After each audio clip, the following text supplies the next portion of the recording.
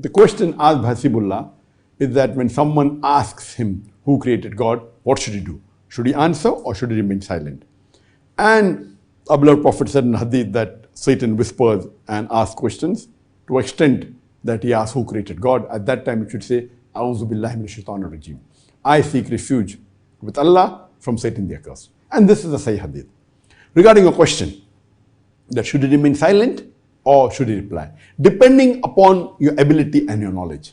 For a general Muslim who may not be well versed with replying to atheists or replying to non-Muslims and answering such questions, best is he should remain silent. He should, follow the hadith which says that A'udhu billahi minash shaitanir rajim, recite and say you seek refuge in Allah from Satan the accursed, because he's not well versed. But at the same time, Allah says in the Quran, in Surah Nahl chapter 16 verse 43, and Surah Anbiya chapter number 21 verse number 7, فَاسْأَلُوا أَهْلِ الذِّكْرِ إِن كُنتُمْ لَا تَعْلَمُونَ.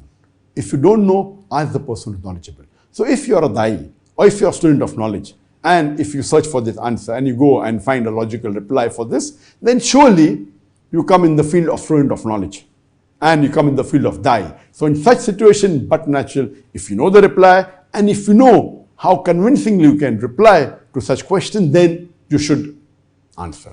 And I've given the reply to this question earlier in many of my question answer session, after many of my lectures, that when someone asks you the question that who created Allah, the reply should be Allah is uncreated. The definition of Allah is that Allah is uncreated. The moment you say who created Allah, he says it should be Allah, because the definition of Allah is uncreated. And I give an example that you can ask the question to your friend who's asked you this question, who created Allah. Ask him that my friend by the name of John, he was admitted into a hospital and he gave birth to a child. Can you guess whether the child was a girl or a boy? And if your friend is intelligent, he will realize that a man cannot give birth to a child. So a man who cannot give birth to a child, to ask the question that he gave birth to a child, can you guess it was a girl or a boy, is an illogical question.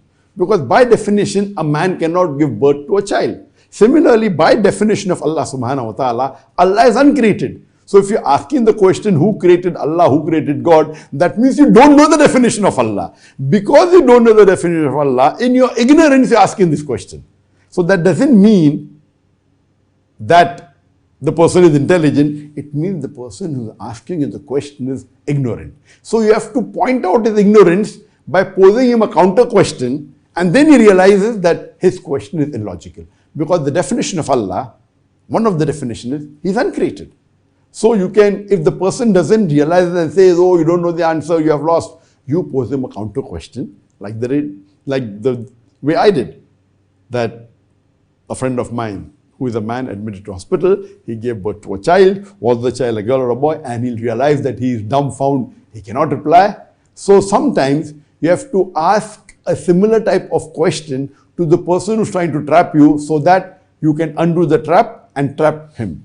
In martial arts, normally, when someone comes and punches you, take a side step and use his force to throw him over. This is what you also do in Dawah, and I've given the examples in various of my question answer session. Hope this answers the question.